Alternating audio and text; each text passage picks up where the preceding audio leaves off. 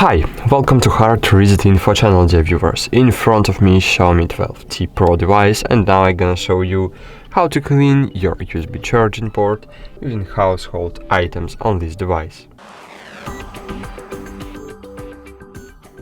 Great. Firstly, remember one rule. Never use metal objects to clean the connector so as not to damage your USB charging port and the charging mechanism itself. I suggest to use an old toothbrush which you no longer use, or any other plastic object. So, as you can see, there is something in my charging port that's preventing the charging cable from going all the way into the connector, and now we are going to try to clear it. So, firstly take the cover off if you have, then insert one part of the brush into the connector and pry the dirt out. And that's it.